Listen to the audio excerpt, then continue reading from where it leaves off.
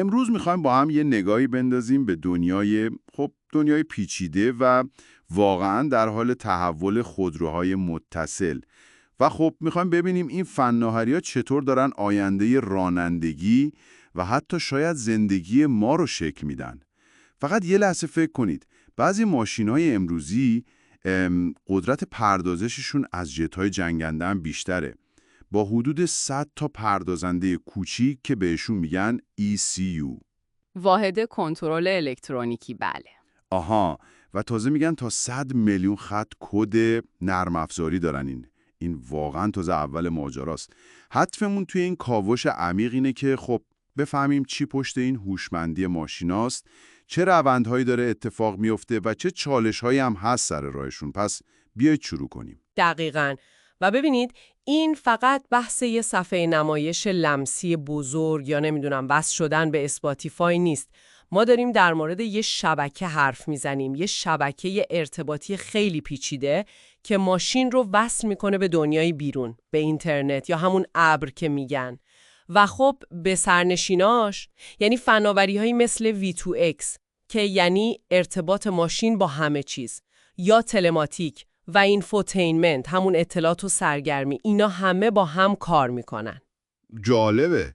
خب چی باعث شده این همه پیشرفت یهو راه بیفته؟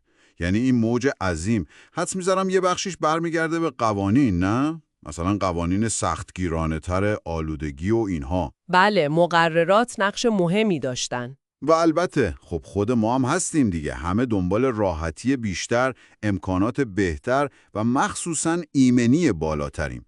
همین سیستم‌های کمک راننده پیشرفته ADAS ببینید چقدر سریع دارن عادی میشن. دقیقاً همینه. و اینجا قضیه خیلی خیلی جالب تر میشه. این ماشینا راستاش دارن تبدیل میشن به مراکز داده متحرک. یه ماشین امروزی، فکرشو بکنید، میتونه روزی تا 560 گیگابایت داده تولید کنه. 560 گیگ.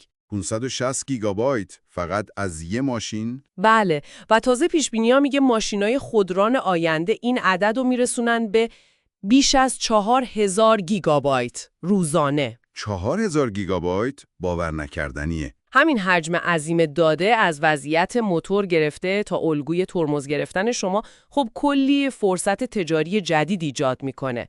مثلا بیمه هایی که بر اساس نحوه رانندگی شما قیمت میدن یا خدماتی که پیش بینی میکنن کی ماشینتون ممکنه خراب بشه. به V2X هم اشاره کردید. این یعنی ماشین با دور و برش حرف میزنه، یعنی مثلا با ماشین جلویی V2V که تصادف نشه یا با چراغ راهنمایی V2I. آها. اینجوری دید ماشین خیلی فراتر از چشم راننده میره، درسته؟ دقیقاً مفهومش همینه. ببینید 2 تا راه اصلی، 2 تا استاندارد برای این ارتباط وجود داره. یکی یکم قدیمی تره، بهش میگن DSRC یا 802.11p. اون یکی که جدیدتره و خیلی سریع داره رشد میکنه CV2X هست که از شبکه موبایل استفاده میکنه، یعنی LTE و خب به زودی 5G. خب پس این استاندارد جدیده داره رایج‌تر میشه. کیلومتر افزایش بده. یعنی ماشین شما میتونه از یه خطری که نمیدونم 2 تا پیش جلوتره یا پشت یه ساختمونه با خبر بشه. وای، این فوق‌العاده است. خب پس V2X شد ارتباط ماشین با محیط اطرافش. اون اتصال کلی‌ترش به اینترنت و سرویس‌های ابری چطور؟ اونجا دیگه پای تلماتیک وسط میاد، مگه نه؟ دقیقاً. همونی که مثلا باعث میشه نقشه ماشین همیشه به روز باشه یا آپدیت نرم افزاری بگیره. دقیقاً. تلماتیک در واقع اون شاهراه ارتباطی ماشین با اینترنته. سرعتش هم داره مدام بیشتر میشه. یعنی داریم به سمت سرعت‌های گیگابیتی میریم.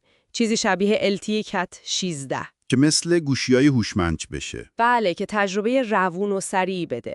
یه نکته فنی جالبم هست. معمولاً آنتنای تلماتیک رو میذارن توی اون باله کوسه‌ای شکل روی سقف ماشین. آها دیدم، چرا اونجا؟ چون بدنه فلزی ماشین مثل یه قفس عمل میکنه، سیگنال رو ضعیف میکنه.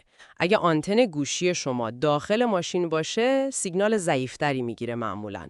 ولی اون آنتن بیرونی مشکلش کمتره. چالش‌های دیگه‌ای هم هست البته. مثلا پشتیبانی همزمان از 2 تا سیم کارت که بهش میگن DSDA. این کمک میکنه همیشه به بهترین شبکه وصل باشی. یه لحظه صبر کنید ببینم. این همه تکنولوژی بیسیم، وای فای، بلوتوث، شبکه موبایل برای تلماتیک، تازه V2X هم هست. همه اینا دارن توی اون فضای کوچیک ماشین همزمان کار میکنن. اینا یعنی با هم قاطی نمیکنن، تداخل ندارن. به نظر خیلی کار سختی میاد مدیریت این همه سیگنال کنار هم. دقیقاً زدید به هدف. این یکی از بزرگترین چالش‌های مهندسی RF هست، یعنی طراحی سیستم‌های رادیویی توی ماشین.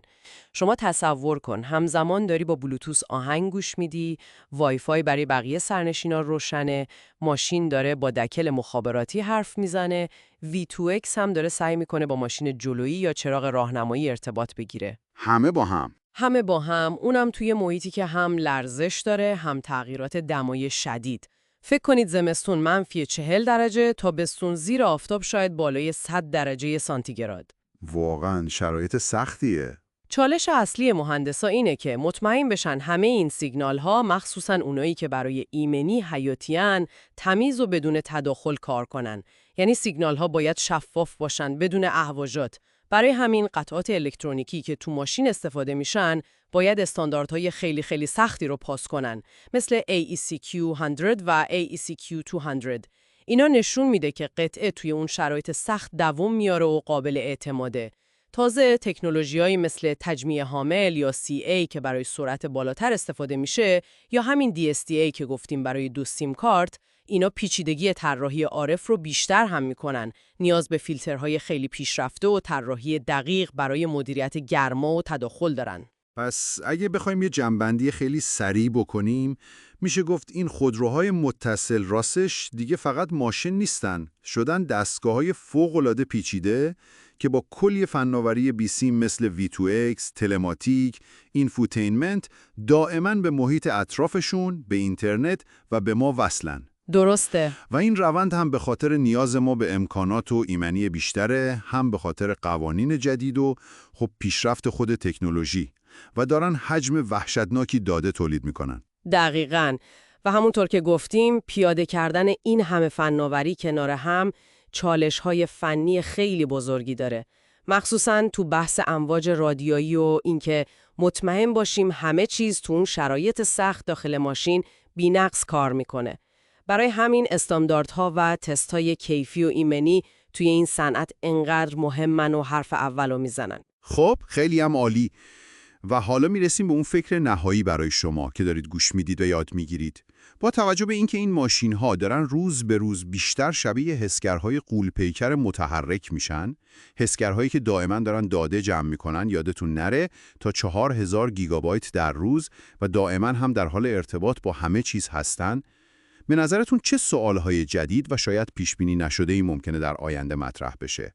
سوالایی در مورد حریم خصوصی ما، مسائل اخلاقی یا حتی تأثیرات اجتماعی وقتی این حجم از اطلاعات درباره اینکه کجا میریم، چطور رانندگی میکنیم، شاید حتی تو ماشین چی میگیم در دسترس قرار بگیره.